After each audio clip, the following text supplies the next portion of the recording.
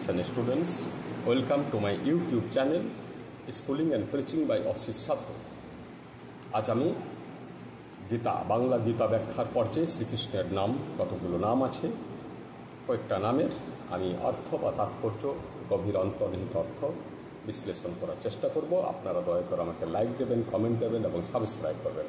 শ্রীকৃষ্ণের 108টা নাম আমরা জানি।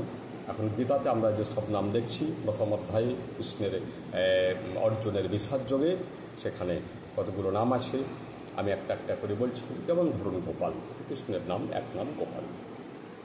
এবার গোপাল কেন হলো? গো মানে গরু, গরুটা বাইরে বাইরে, শ্রীকৃষ্ণ গরু চড়ান, গরু পালন করেন, তাই তিনি গোপাল।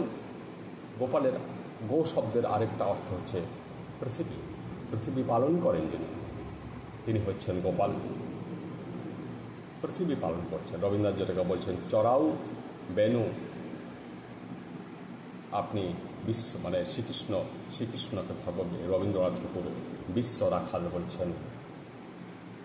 চড়াও ধেনু, মহাকাশের উপরে বসে আপনি গরু চড়াচ্ছেন। রবীন্দ্রনাথ বিশ্ব রাখাল বলছেন ভগবানকে। আরেকটা গো শব্দের অর্থ হচ্ছে ইন্দ্রিয়, তিনি ইন্দ্রিয়গুলোকে পালন করছেন অর্থাৎ চড়াচ্ছেন। ইন্দ্রিয় আছে আমাদের, সেই যেগুলো যেগুলো মায়া থেকে আসছে, যেগুলো হচ্ছে বৃত্তি, প্রকৃতি বলা হয়, মায়া বলা হয়, সেই ইন্দ্রিয়গুলোকে তিনি বসে আনছেন। তিনি ইন্দ্রিয়ের বসে যাচ্ছেন না, মনের বসে যাচ্ছেন না, তিনি মনগুলোকে কন্ট্রোল করছেন, পালন করছেন। যেমন আমরা গরু চড়াই, তারপরে গরুটাকে পালন করি। গরু কিন্তু আপনার নিয়ন্ত্রণে থাকবে, আপনি গরুর সাথে যাবেন না। কথাটার গভীর অর্থ এই যে শ্রীকৃষ্ণ গরু চড়াচ্ছেন, মানে শ্রীকৃষ্ণ গরুকে চড়াচ্ছেন, কিন্তু গরু শ্রীকৃষ্ণকে চড়াচ্ছেন না। কিন্তু আপনি যদি ইন্দ্রিয়ের বসে যান, আপনার যা কিছু করতে ইচ্ছা হচ্ছে আপনি যদি তাই করেন, আপনি যদি মনের বসে যান,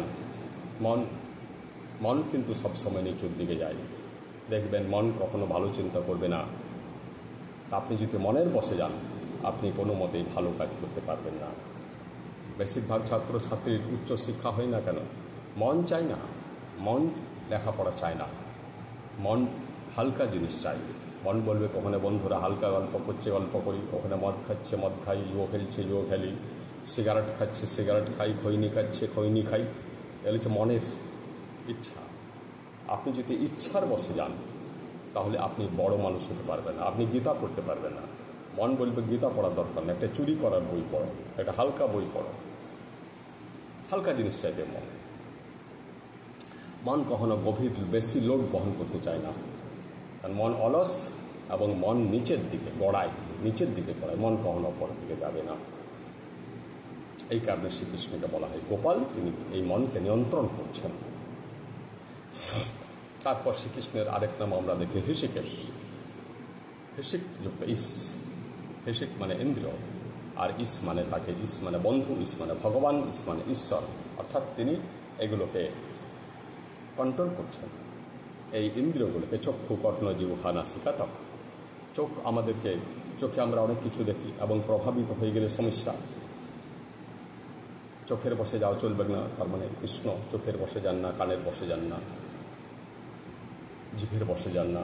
আপনি চোখে একটা দেখলেন যে অন্য লোক একটা দারুণ একটা ঝাঁ চকচকে গাড়ি কিনেছে, আর আপনার সেই গাড়ির কেনার ক্ষমতা নেই, আর আপনার ভেতরটা নড়ে গেল, আপনার শান্তি নষ্ট হল। কর্ণ, আপনি একটা কিছু কানে শুনলেন যে কেউ আপনার নিন্দা করছে বা আপনার সমালোচনা করছে, তখন আপনি নড়ে গেলেন, আপনার মন খারাপ হয়ে গেল, আপনি দুশ্চিন্তাগ্রস্ত হয়ে গেলেন, আপনার শান্তি হরণ হয়ে গেল। অর্থাৎ আপনি কানের বসে যাচ্ছেন, কিন্তু ভগবান কৃষ্ণ কানের বসে যাচ্ছেন না, কারণ উনি হচ্ছেন হৃষিকেশ। ওগুলোর উপরে বসে আছেন উনি, ওগুলোকে কন্ট্রোল করছেন উনি। জিহ্বা আমাদের অনেক কিছু খেতে চাই, মাছ মাংস খেতে চাই, তেল ঝাল মশলাযুক্ত অনেক সুস্বাদু খাবার খেতে চাই, আইসক্রিম খেতে চাই, ফাস্টফুড খেতে চাই। তাহলে এই জীবের বসে যদি আপনি যান এবং সেই অখাদ্য কুখাদ্য গ্রহণ করেন, তাহলে আপনার শরীর খারাপ হবে, মন খারাপ হবে, আপনি ব্যাধিগ্রস্ত হবেন, আপনার পরমায়ু কমে যাবে। নাসিকা, নাকে আমরা অনেক কিছু স্বাদ পাই, তখন আমাদের সেই স্বাদে বসে যেতে ইচ্ছা করে। পাশের বাড়িতে একটা কি ভালো রান্না হচ্ছে, লুচি হচ্ছে, বা কোনো তেল মশলাযুক্ত খাবার, বা হয়তো চপ পকোড়ি এইসব তৈরি হচ্ছে, তেলের গন্ধ আসছে, আপনি প্রভাবিত হলেন, আপনারও খেতে ইচ্ছা করছে, আপনি নাকের বসে চলে গেলেন। আপনি সঠিক কাজ করছেন না, আপনি নাককে প্রশ্রয় দিতে ইচ্ছেন, এখানে আপনি হৃষিকেশ হতে পারছেন না। ত্বক, চক্ষুকর্ণ, জিহ্বা, নাসিকা, ত্বক, শরীরের স্পর্শে আমরা অনেক কিছু বুঝি। আমরা একটা কেউ যদি আদর করে, আস্তে আদর করলে সেটা আমরা বুঝতে পারি, আস্তে যদি স্পর্শ করে, হালকা লাইট টাচ হয় তাহলে আদর, আর যদি জোরে টাচ হয়ে যায় তাহলে সেটা প্রহার, এটা আঘাত হচ্ছে, মার দেওয়া হয়েছে। এই টাচ করে আমরা অনেক কিছু বুঝতে পারি যে আমার পাশে এসে কি বসলে আমরা প্রভাবিত হই। এটাও একটা ইন্দ্রিয়, এগুলোকে বশে রাখতে বলা হচ্ছে। ভগবান কৃষ্ণ এগুলোকে বশে রাখছেন, তাই ওনার নাম হৃষিকেশ। আরেকটা নাম বাসুদেব, শ্রীকৃষ্ণের আরেক নাম বাসুদেব। এই নামটা কেন হলো? এই নামটা ব্যাকরণের ব্যাপার। বসুদেবের পুত্র বাসুদেব, এটা সংস্কৃত ব্যাকরণের খেলা।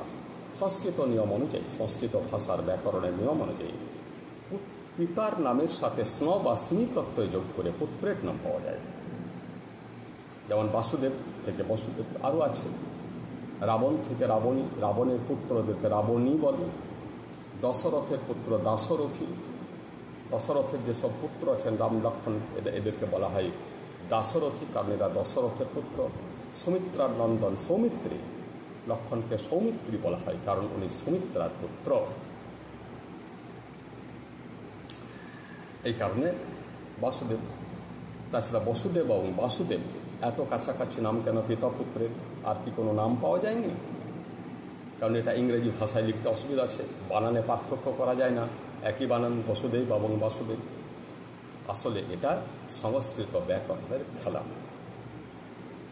তারপর ধরুন দেবকী নন্দন, উনি দেবকীর পুত্র, তাই দেবকী নন্দন। নন্দের নন্দন বা নন্দের গোপাল, এটাও তাই, নন্দ রাজার দ্বারা পালিত হয়েছিলেন, তাই নন্দের নন্দন। ওনাকে বলা হয় মধুসূদন, কারণ উনি মধু নামক এক রাক্ষসকে, ভয়ঙ্কর রাক্ষসকে, দুষ্ট রাক্ষসকে বধ করেছিলেন। আর সুদন মানে হত্যাকারী, মার্ডারার, কিলার, ঘাতক, হত্যাকারী। উনি দুষ্ট সেই মধু রাক্ষসকে হত্যা করেছিলেন, তাই ওনার নাম মধুসূদন। উনি রাসের উপরে বিহার করেন, তাই উনি রাস বিহারী। উনি বনবিহারী, কিন্তু কারণ তিনি বনে বিহার করেন, বনে বিচরণ করেন। আপনি যদি বনে যান, আপনি শ্রীকৃষ্ণকে মনে স্মরণ করলে আপনি বনের ভয়ঙ্কর পরিবেশ থেকে আপনি মুক্ত হয়ে, বনের মধ্যে অনেক ভয়ঙ্কর পরিবেশ আছে, চোখ ডাকা থাকতে পারে, জীবজন্তু, ভয়ঙ্কর জীবজন্তু থাকতে পারে, ম্যান ইটার জীবজন্তু থাকতে পারে। আপনি তখন ভগবানকে, তিনি বনকে পাহারা দিচ্ছেন, আপনি তখন ওই কৃষ্ণকে স্মরণ করুন, আপনি বেঁচে যাবেন। অনেকে বলা হয় বনমালী, অর্থাৎ বনের মালী, বনকে রক্ষা করছেন, তাই বনমালী। অর্থাৎ ভগবান কৃষ্ণ আমাদের সর্বক্ষেত্রেই আছেন, তাই ওনার এত নাম। প্রত্যেকটা নামের পিছনে এক একটা যুক্তি আছে, এবং জন্মের সময় অনেকেই ওনার অনেক রকমের নাম দিয়েছিলেন। নমস্কার।